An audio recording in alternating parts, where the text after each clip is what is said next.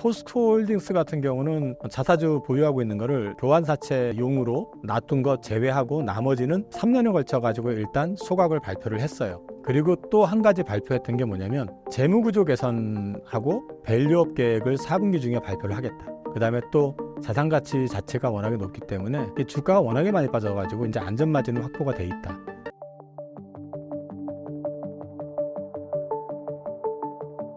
외국인 투자자가 8월 들어 LG에너지솔루션과 포스코홀딩스, 배터리 주식을 순매수한 이유가 무엇인가요?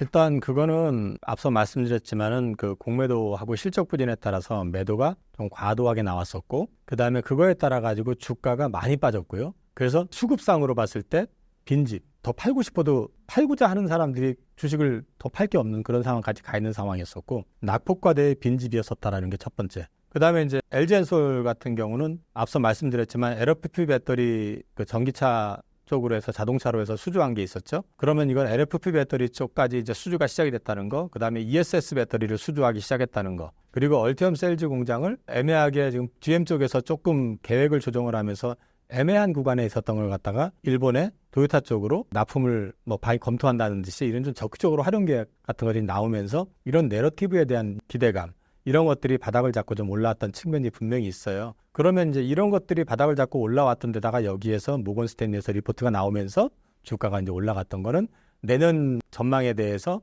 전기차 시장에 대해서 앞서 말씀드린 것처럼 올해보다 40%는 더 판대잖아요. 그 기대감 때문에 올라오는 거라고 보는 거고, 그래서 이제 저는 이제 그 기대감 때문에 올라온 거가 일정 부분 작용을 한다고 보면 여기서 추가 업사이드가 있다 하더라도 쫓아가시는 것보다는 올라갔다 다시 되밀렸을 때를 보시라는 얘기를 아까 그래서 말씀드린 거고요. 포스코홀딩스 같은 경우는 자사주 보유하고 있는 거를 교환사채용으로 놔둔 것 제외하고 나머지는 3년에 걸쳐 가지고 일단 소각을 발표를 했어요. 그리고 또 한 가지 발표했던 게 뭐냐면 재무구조 개선하고 밸류업 계획을 4분기 중에 발표를 하겠다. 이 얘기는 밸류업이라고 하는 거는 결국 주주 환원에 대한 얘기거든요. 그래서 포스코홀딩스에 대한 부분들은 혹시 배당도 배당이지만 또 자사주 사가지고 또 소각할 수도 있는 거고, 그 다음에 재무구조 개선 관련된 거는 현재 자회사가 굉장히 많은데 그것들을 점검을 해가지고 적자나는 것들은 다 정리하겠다. 그래서 25년까지 정리하게 되면은 상당한 부분이 캐시가 들어오고 이익 개선 효과가 나온다.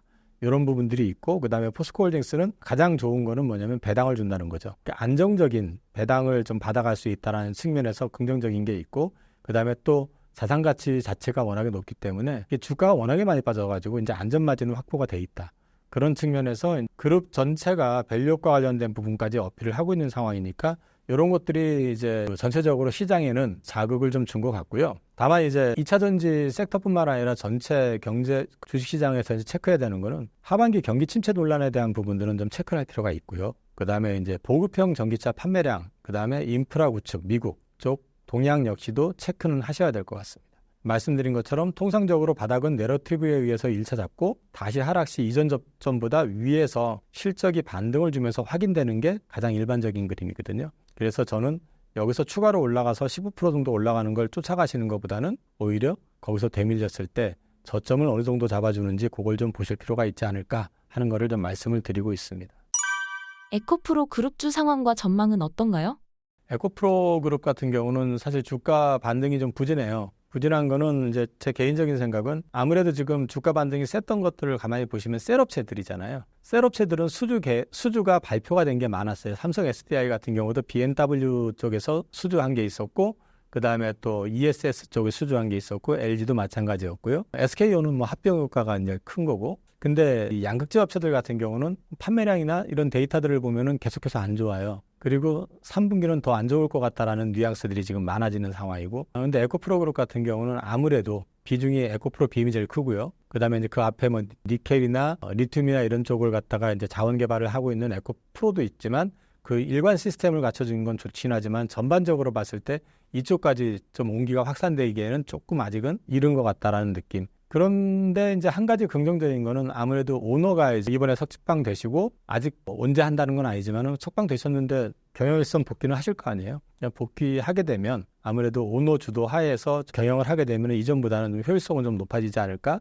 그런 기대감은 있습니다. 다만 업황으로 봤을 때는 조금 전엔 내러티브에 의한 상승이라고 했잖아요. 그러다 보니까 하반기 실적에 대한 기대감은 지금 낮습니다. 좋지는 않고요. 다만 여기도 빈집 효과하고 낙폭과대, 이런 거는 똑같고 여기에다가 뭐가 있냐면 에코프로 BM 같은 경우는 거래소 이전 얘기가 있었잖아요. 만약에 하반기에 진행을 한다 하면은 그게 하나의 트리거가 될 가능성은 있다. 그렇게 보시면 될 것 같고 기술 개발적인 측면에서는 이번에 소디움 배터리 양산 능력을 보유했다라고 직접 그쪽 연구원을 통해서 확인이 됐기 때문에 여전히 경쟁력, 기술적인 측면에서 경쟁력은 좀 갖고 있다. 그리고 업황이 안 좋아가지고 어렵기는 한데 원자재부터 시작해서 전구체, 양극재, 그리고 클로즈 루프 시스템 구축 같은 것까지 해서 봤을 때는 기술적인 부분은 어느 정도 갖춰져 있는 것 같다. 다만 여기가 이제 소위 말해서 재벌그룹의 계열사가 아니기 때문에 재무적인 측면에서는 아무래도 차입을 통해서 많이 해왔었기 때문에 이런 부분들이 상대적으로는 조금 부담은 있는 것 같아요. 업황 자체는 좋지 않다고 하셨는데 지금 2차전지 주가가 바닥이라고 생각하시나요? 말씀드렸던 것처럼 보통 내러티브라는 게 실적이 바닥 찍고 돌아가서면서부터 올라가는 게 아니라 지금 어렵고 힘든데 되게 바닥을 찍는데 보면은 이것보다 더 어려울 수 있을까? 첫 번째. 그다음에 두 번째는 뭐냐면은 지금 되게 어려운데 예를 들어서 목말라 하는 사람들 특히 군인들만 할 때 야 저기만 넘어가면 물 있어 뭐 이러면은 참고 가잖아요. 약간 그 느낌 그게 이제 내러티브라는 거죠. 올해 실적에는 전혀 반영이 안 되는데 힘들어 죽겠는데 르노에서 갑자기 5조짜리 야 우리 거 좀 만들어줘 탁 던져주고 그럼 르노에서 그거를 5조짜리를 예를 들어가지고 배터리 업체 엔솔이 받으면 거기 양극재 납품 누가 하냐는 거죠. 그죠? 근데 뭐 그런 것들이 하나씩 연결이 되잖아요. 그런데 이 밑으로 아직 확산이 되고 있지 않은 거는 이 셀 업체들 같은 경우는 전기차하고 가장 밀접하기 때문에 전기차의 성장이 커진다라고 그러면 셀은 잘 되겠네까지는 연결이 되는데 이 밑은 지금 그럼 나도 좋아지겠네 이렇게 하기에는 실적이 워낙에 지금 그래서 지금 또 한 가지는 셀 업체들은 대개 3사들이 다 재벌그룹 소위 말해서 좀 재무적으로 안정성을 갖춘 회사들이잖아요. 근데 이제 이 나머지들은 상대적으로 조금 재무적으로 덜 하잖아요. 이제 그런 것들이 조금 순서의 차이를 좀 두고 있는 거 아닌가 싶고요. 보통 이런 내러티브에서 일단 바닥을 잡고 반등을 주고 앞서 말씀드린 것처럼 모건 스탠리 때문에 한 번 더 올랐다면 나중에 다시 되밀릴 때 있잖아요. 되밀릴 때 이때쯤 돼서 예를 들어가지고 실적이 예상했던 것보다 잘 나왔다. 뭐 최근에 LG 에너지 솔루션 같은 데가 우리 생각했던 것보다 처음에 토를 낮췄던 것보다는 그래도 잘 나올 것 같은데 라는 이제 얘기들이 슬슬 나오기 시작하거든요. 근데 이런 부분들이 전기차 잘 팔리는데 이렇게 되면서 이제 고개를 들어준다든지 이럴 경우에는 주가가 이번에 반등 줬다가 되밀렸을 때 이전 저점보다 이게 낮지만 않으면 이게 바닥이 될 가능성이 높다는 거죠. 그러니까 지금은 바닥입니다라고 하기보다는 바닥을 확인하는 과정인 것 같고 여기서 이제 추가적으로 보통 여기서 이렇게 해서 이렇게 올라가는 것보다는 대개 이렇게 했다가 여기서 확인을 하고 올라가는 게 일반적이기 때문에 그거를 좀 기다리고 있는 단계다라고 말씀드릴 수 있을 것 같아요.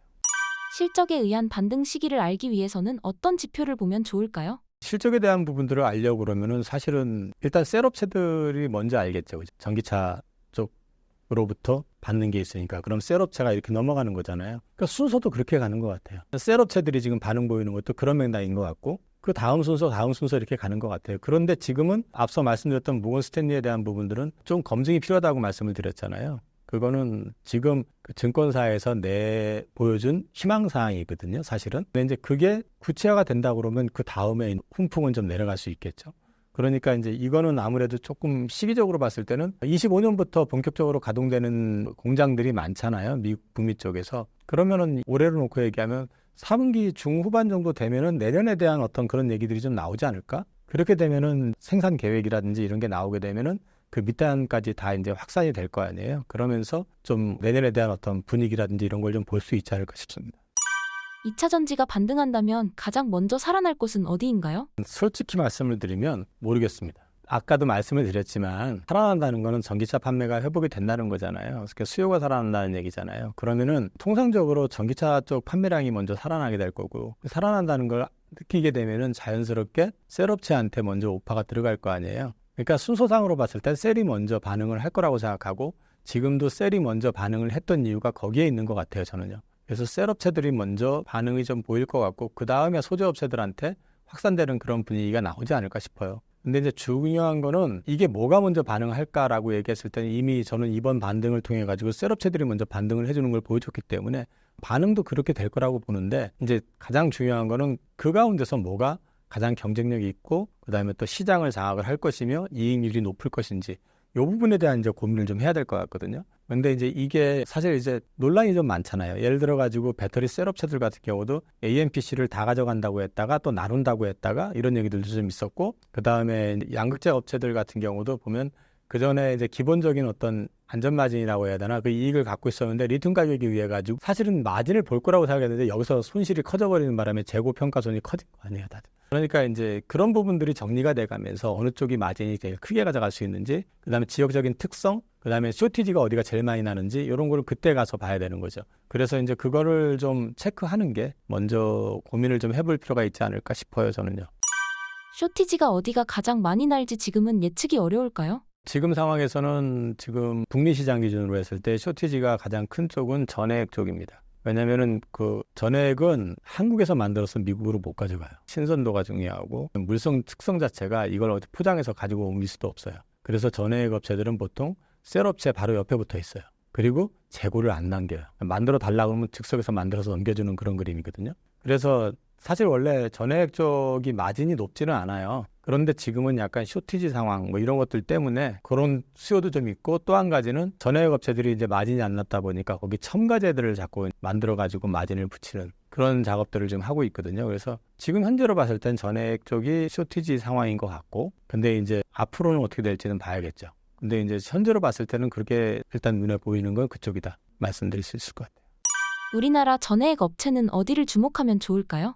전해액 업체는 글로벌 탑10 중에 8개가 중국 업체고요. 1개가 일본, 1개가 우리나라의 그 엔캠이라는 회사가 있고요. 그 다음에 있는 회사가 솔브레인 홀딩스가 있고요. 덕산 테코피아가 있고, 그 다음에 동아 일렉트로라이트라고 해가지고 비상장 회사가 있어요. 그렇게 있고요. 4개 회사들이 아마 전부 다 미국 쪽으로 들어가는 걸로 알고 있습니다. 근데 지금 거기서 본격 가동이 들어가 있는 거는 다 가동된 건 아니고, 그것도 일부만 가동이 되고 있는 건 엔캠 쪽인 것 같고, 그 다음에 이제 나머지들도 순차적으로 가동이 될 것 같고요. 그래서 이제 그쪽 안에서 어느 쪽이 더 좋을지에 대해서는 고민을 해봐야겠죠. 미국 대선 결과가 국내 전기차 배터리 산업에 미치는 영향은 무엇인가요? 일단 트럼프는요, 못하게는 못해도 이게 전기차 시장에 개화되는 걸 속도를 갖다가 늦출 가능성은 있어요. 예를 들어서 보조금을 줄인다든지 연비 규제를 완화시켜버려가지고 내연기관을 더 오래 쓰게 한다든지 뭐 이런 식으로 해가지고 그럴 가능성이 있기 때문에 뭐 후보로 따지면은 해리스가 되는 게 2차 전지에는 당연히 좋을 거고요. 현재로 봤을 때는 누가 이긴다라고 막 예측이 많잖아요. 근데 미국 같은 경우는 그냥 한마디로 얘기하면 7개 주의 싸움이에요. 나머지는 다 똑같아요, 그냥. 7개 주를 누가 가져가느냐의 싸움이기 때문에 예측하는 게 사실 큰 의미는 없다고 봐요. 뭐 지금은 분위기상 여론조사하면 해리스가 앞서 있다고 하는데 또 세부 디테일하게 보면 또 트럼프가 앞서 있다는 쪽도 있고 하기 때문에 그거는 뭐 큰 의미는 없고, 2차 전지 쪽으로 놓고 얘기하면은 아무래도 해리스가 되는 게 지금의 어떤 정책 기조를 유지하고 진행하는 데는 도움이 될 거고, 그 다음에 공화당 쪽이 또 오히려 블랙리스트에다가 뭐 CATL도 집어넣으라고 최근에 얘기하고 막 이런 것들이 나오기 때문에 그쪽에선 또 그런 거 가지고 또 우리 도와주는 느낌, 그런 게 있기 때문에 뭐 나쁘진 않을 것 같고요.